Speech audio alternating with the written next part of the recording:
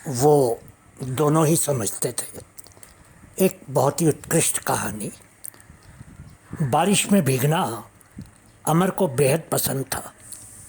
उसका बचपन और जवानी गांव में, खेतों की हरियाली में, गांव की गलियों में बरसात के पानी में नहाते हुए ही बीते थे।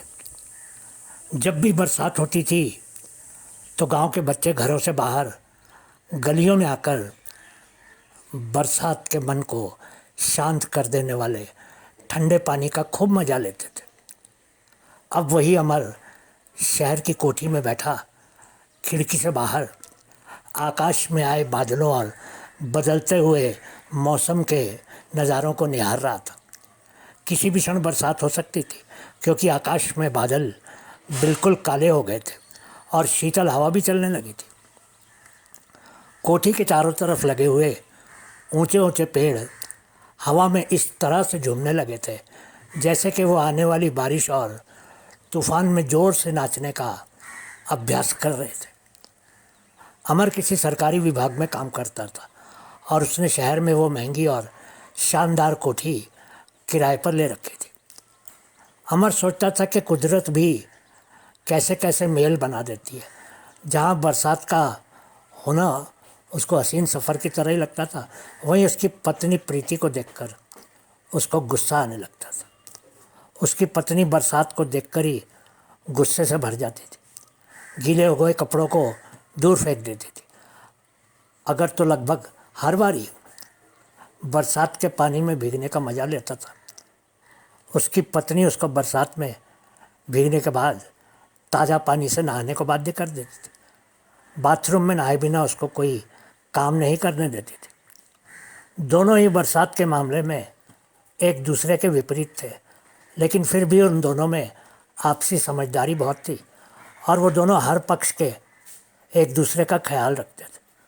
अमर सोचता था तो उसके गांव का वो समय याद आ जाता था, जब बरसात में भीगने के बाद वो लोग कैसे गीलों कपड़ों में चूल्हे के आगे बैठकर ही गर्म चाय पीते थे और फिर थोड़े से सूख गए कपड़ों को उतार देते थे। कई बार गीले कपड़े पहनकर ही घूमने से उनको सर्दी भी हो जाती थी। तभी बादल ज़ोर से गरजने लगे और झमाझम बरसात शुरू हो गई। प्रीति न जाने क्या बड़बड़ाने लगी। अमर ने तब भी नाइट सूट पहना हुआ था। वो तुरंत ही सीढ़ियाँ चढ़कर छत पर पहुंच गया। मौसम बिल्कुल बदल गया था। बरसात के कारण सामने की सड़क पर लोगों की आवाजाही कम हो गई थी, लेकिन अमर तो जैसे मदहोश ही हो गया था। अपने शरीर पर पड़ती बरसात की बूंदों को महसूस करते हुए उसको ऐसा लगा जैसे कि उसकी रूह तक नशे में डूब गई थी।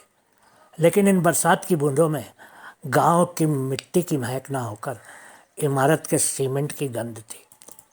उस दिन बरसात में भीगते हुए वो गांव की मिट्टी की उस महक की कमी बहुत अधिक महसूस करने लगा। वो तो जैसे उस खुशबू के लिए तड़पने लगा था।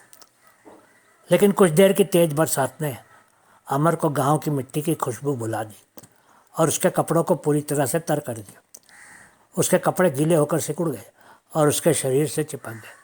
लेकिन वो बरसात में भीगता हुआ आंखें बंद करके जीवन के सभी पुराने पलों को एक बार फिर से जीने लगा। उसको लगा कि सावन का वो महीना प्यासी धरती और जीवों पर बरस कर किस तरह ज़िंदगी को धड़का देता है। इसीलिए तो सावन के महीने को इश्क का महीना भी कहा जाता है।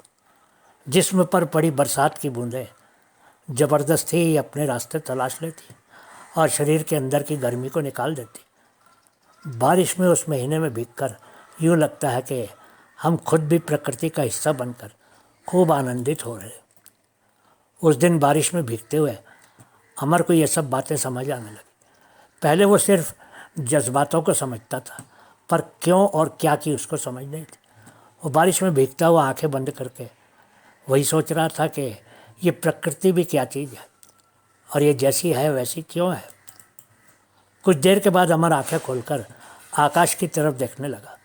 उसने अचानक देखा कि सामने वाले घर की छत पर एक लड़की उसकी तरह ही बारिश की बूंदों में भीग रही थी और प्रकृति के उस असीमित आनंद को अपने अंदर समा रही थी। जिस इलाके में अमर की कोठी थी, उस इलाके में ज़्यादातर कोठियों में पीजी अर्थात पेइंग गेस्ट के रूप में लड़के और लड़कियां रहते थे। एक एक कोठी में करीब 7-8 लड़कियां या लड़के तो ज़रूरी होते थे। वो लड़के लड़कियां 10 से 12 हज़ार रुपया एक व्यक्ति का पेइंग गेस्ट के रूप में देते थे। अमर ने सोचा कि सामने वाले घर में रहने वाली लड़कियां विदेश जाने के लिए उस कोठी में रहकर और शहर के कोचिंग सेंटर्स में पढ़कर आइलेट्स की तैयारी कर रही थी। अमर ने सोचा कि सामने के घर की छत पर भीग रही वो लड़की भी उसकी तरह उस बरसात के मौसम को पसंद करती। शायद वो लड़की उस उम्र में थी जिस उम्र में उसको बारिश के मौसम में जागते एहसास तो महसूस होते थे, पर शायद वो उनको समझ नहीं सकते थे। वो शायद पहले इश्क के पहले चरण के आभास की तरह उस बारिश के आभास को महसूस कर रही थी। अमर का दिमाग उसको अतीत की तरफ ले जाना चाहता था, पर उसने अपने मन को रोका और अपना पूरा ध्यान सामने की छत पर भीग रही उस लड़की पर ही केंद्रित कर दिया। उस लड़की की छत पर भी 3 तरफ कमरे थे, पर सामने के हिस्से पर काफ़ी जगह खाली थी, जहाँ खड़ी होकर वो लड़की बारिश का मज़ा ले रही थी। वो लड़की सिर्फ अमर की छत से ही दिख सकती थी, क्योंकि अमर की छत उस लड़की की कोठी की छत के ठीक सामने थी। मज़े की बात यह थी कि वो जिस जगह खड़ा भीग रहा था, उस जगह पर उसको वो लड़की नहीं देख सकती थी, लेकिन उस लड़की को जैसे किसी के देखने या न देखने की कोई परवाह नहीं थी। शायद उस लड़की को बारिश में भीगने में इतना आनंद आ रहा था कि वो इस बात की परवाह ही भूल गई थी कि कोई उसको इस तरह से भीगते हुए देख सकता था। उसके कपड़े पूरी तरह भीगकर उसके जवान बदन से चिपक गए थे और उसके शरीर के उतार चढ़ाव अमर को साफ साफ दिख रहे थे। अमर चाहकर भी अपनी नज़रें उस लड़की पर से हटा नहीं पा रहा था। वो तो जैसे उस भीगे हुए हुस्न की तरंगों के द्वारा जकड़ा गया था और अब उसका बाहर आना मुश्किल ही था। बरसात से भीगे और हवा के कारण ठंडे हो रहे शरीर की कपकपी को वो महसूस करने लगा था और सोच रहा था कि वो लड़की भी ठीक उसके जैसा ही महसूस कर रही होगी। इस बार उसका मन उसको अतीत में ले ही गया। यही सावन का महीना था। अमर के घर के पास के एक घर में रहने वाले उसके चाचा जी के घर एक लड़की भी आई हुई थी। वो लड़की हर साल ही चाचा जी के घर अपने मम्मी पापा के साथ आया करती थी। अमर और उस लड़की की आँखों ही आँखों में या इशारों ही इशारों से ही बात होती थी और इशारों में भी हंसी मजाक भी होता था। वैसे तो अमर चाचा जी के घर हफ्ते में एक बार तो ज़रूर जाता था, लेकिन उस लड़की के आते ही वो हर दिन ही चाचा जी के घर जाने लगा था। उस बार जब वो लड़की आई तो अमर और उस लड़की ने आँखों ही आँखों में प्यार का इजहार कर दिया और इशारों में ही कई करार भी कर दिए। अल्लड़ उम्र थी, इसलिए प्यार की गंभीरता का कोई अंदाज़ा नहीं था। दोनों ने एक दूसरे को चिट्ठियाँ भी लिखनी शुरू कर दी थी। इस तरह उनकी प्रेम कहानी भी काफ़ी दूर तक पहुँच गई थी। उस लड़की किरण का हुस्न इस बार काफ़ी खिल उठा था। उसका गोल चेहरा, बड़ी बड़ी काली आंखें, लंबा कद, भरा भरा शरीर, जो भी देखता था तो बस एक बार तो देखता ही रह जाता था। अमर को याद आया कि जब वो पहली और आखिरी बार किरण को मिला था तो भी सावन का महीना ही था। उस दिन शाम ढल रही थी और आकाश पर बादल छाए हुए थे। अमर अपने पशुओं वाले शेड में पशुओं को चारा खिला रहा था। वो बारिश में भीग गया था। घर का वो हिस्सा उसके डैडी और चाचा जी का साझा था और पशु भी साझे थे, इसलिए दोनों घरों के लोग बारी बारी से पशुओं की देखभाल करते थे। दोनों ही परिवारों का कोई न कोई सदस्य रात को पशुओं की रखवाली के लिए उस शेड के नीचे ही एक खटिया पर सो जाता था। उस दिन अमर बरसात में भीगने के बाद अभी अभी पशुओं को अंदर बांधकर बाहर ही आया था कि उसने देखा कि किरण वहाँ आई हुई थी। उसने अमर से कहा कि उसको चाचा जी ने ये देखने को भेजा था कि पशुओं को बांध दिया गया था कि नहीं। वहाँ तक आते आते किरण भी पूरी तरह भीग गई थी, बिल्कुल उस लड़की की तरह जो छत पर बरसात में भीग रही थी। किरण को शायद तब तक अपने शरीर के उतार चढ़ावों और हुस्न का अंदाज़ा हो चुका था, इसलिए अपने भीगे हुए कपड़ों से झांकते उसके उभारों की चुन्नी से पूरी तरह से ढक लिया था, पर वो फिर भी असमर्थ थी, क्योंकि चुन्नी भी तो भीगी हुई थी और भीगने के बाद तो और भी पारदर्शी हो गई थी। जब किरण ने देखा कि अमर पशुओं का चारा उठाकर अंदर रख रहा था, तो वो भी उसकी मदद करने लगी। कुछ ही देर में दोनों के कपड़े भूसे और गोबर से सन गए थे। काम पूरा होने के बाद अमर तो बरसात में ही नहाकर खुद को साफ करने लगा, लेकिन किरण दूर खड़ी बस उसको देखती रही। किरण को इस तरह अपनी तरफ देखते देखकर अमर के मन में तो जैसे भूचाल ही आने लगे। अपने शरीर की बेचैनी और आंखों की लाली को छुपाते हुए अमर ने संकेत से किरण से भी कहा कि वो भी आकर बरसात में नहा ले और अपने कपड़े साफ कर ले। मानो किरण उसके संकेत का इंतजार कर रही हो। उसकी समझ भी शायद गांव पर बरसने वाली बारिश से बिखर गई थी। हालांकि वो शर्मा रही थी, लेकिन वो भी बारिश में भीगने लगी। बारिश इतनी तेज थी कि उस समय घरों से किसी और का वहाँ आना नामुमकिन था। बारिश के इस नशे में कब तक एक दूसरे के इतने करीब आ गए उन्हें पता ही न चला। किरण की चुन्नी कहीं थी और वो खुद कहीं और। वो दोनों एक दूसरे की बाहों में बारिश में भीगते हुए शायद यही सोच रहे थे कि वो बारिश रुके ही नहीं। गड़गड़ाहट वाले बादल और अंधेरा और साथ में हवा और दो युवा शरीर जिनके धड़कते दिल और तेज चलती सांसों ने एक अलौकिक दृश्य तैयार कर दिया था। ऐसी निकटता के समय उनको किसी ने ये बताने की ज़रूरत नहीं थी कि उनको आगे क्या करना था। आग दोनों तरफ ही लगी हुई थी। उस सावन की बरसात में उनके हाथ और होंठ भी शायद जैसे जानते थे कि उनको आगे क्या करना था। दोनों के शरीर और भी पास आ गए और दोनों ने एक दूसरे को कस पकड़ लिया और फिर होठों ने भी चुंबनों की बरसात ही कर दी। दोनों ही मदहोश हो गए थे। साथ में ठंडी हवा उन दोनों को और भी मस्त किए जा रही थी। अगले ही पल वो दोनों एक दूसरे की बाहों में लिपटे हुए पशुओं के शेड के साथ बने एक कमरे में चले गए। गीले कपड़ों में ही फर्श पर लेट गए। अब दोनों को एक दूसरे से कोई झिझक नहीं थी।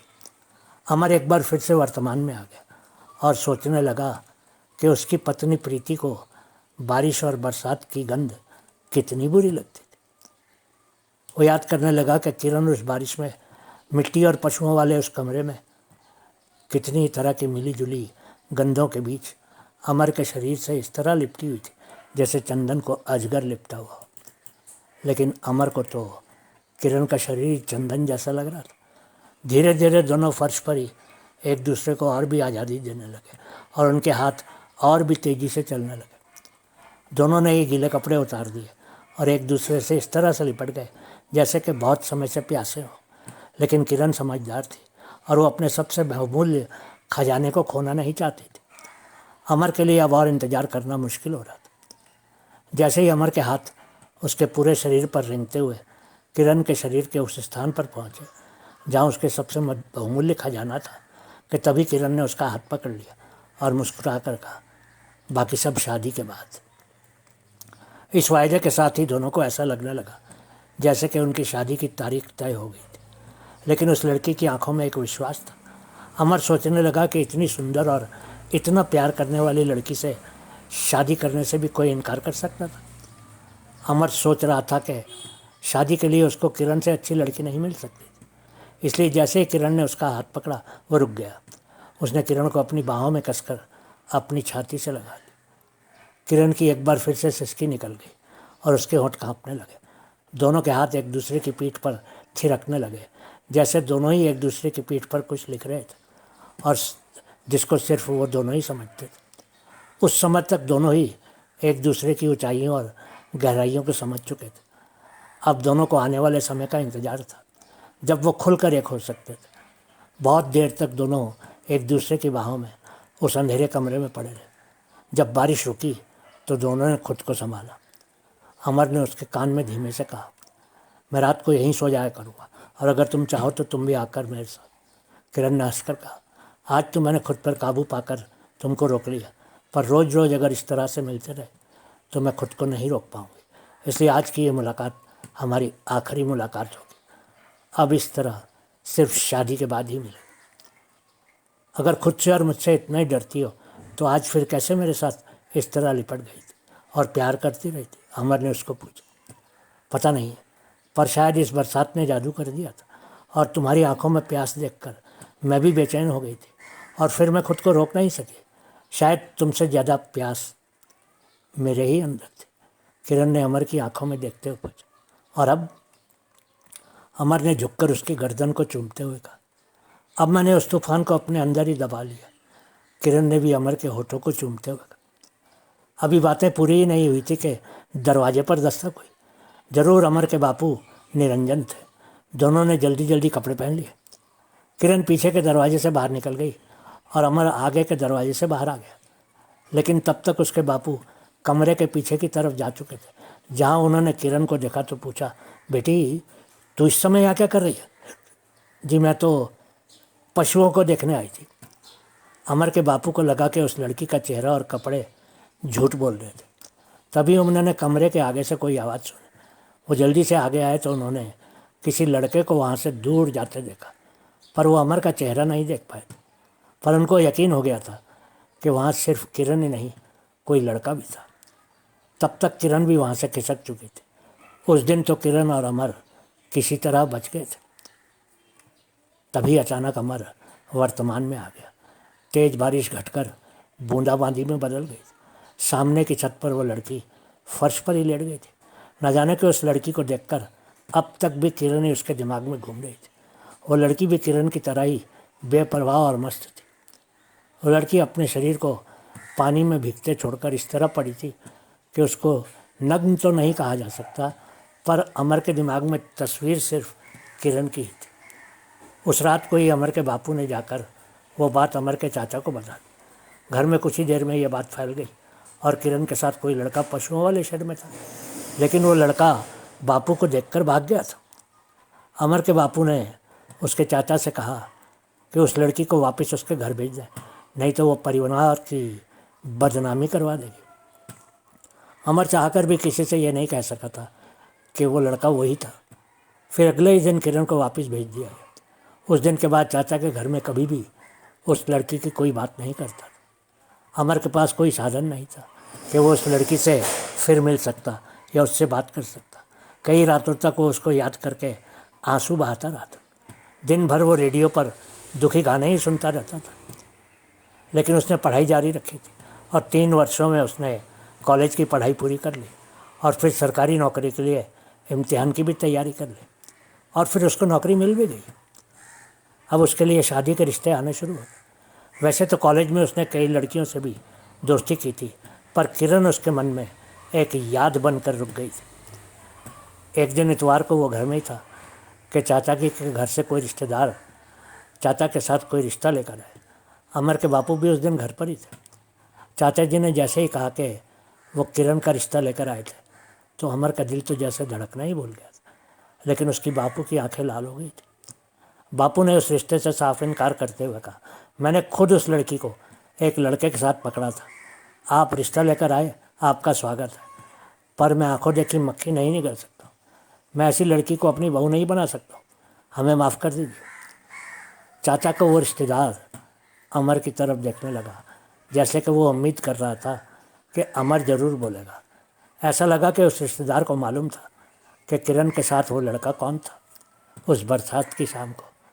लेकिन अमर एक शब्द भी नहीं बोल सका। बापू के सामने तो वैसे भी उसकी कुछ बोलने की हिम्मत नहीं होती थी। चाचा और वो रिश्तेदार हाथ जोड़कर चले गए। धीरे धीरे अमर की वो याद भी धूमिल हो गई और उसकी शादी प्रीति के साथ करवा दी गई और फिर दोनों शहर की उस किराए की कोठी में आकर रहने लगे। अमर ने सुना था कि किरण की भी शादी हो गई थी, लेकिन फिर उसने किरण के बारे में कुछ जानने की कोशिश नहीं की थी। अमर फिर से वर्तमान में आ गया और उस छत की तरफ देखने लगा। उस लड़की ने उसकी यादों को फिर से जिंदा कर दिया था। तभी बरसात रुक गई और वो लड़की खुद को संभालती हुई नीचे चली गई। अमर भी नीचे चला गया। उसको भीगा देखकर उसकी पत्नी प्रीति ने गुस्से से कहा, पहले नहा लीजिए और कपड़े बदल कर बेडरूम में आ जाइए। मुश्किल से घर साफ किया है इस बरसात के बाद। अच्छा, कहकर अमर बाथरूम में घुस गया, लेकिन उसके दिमाग में तब भी किरण ही घूम रही थी।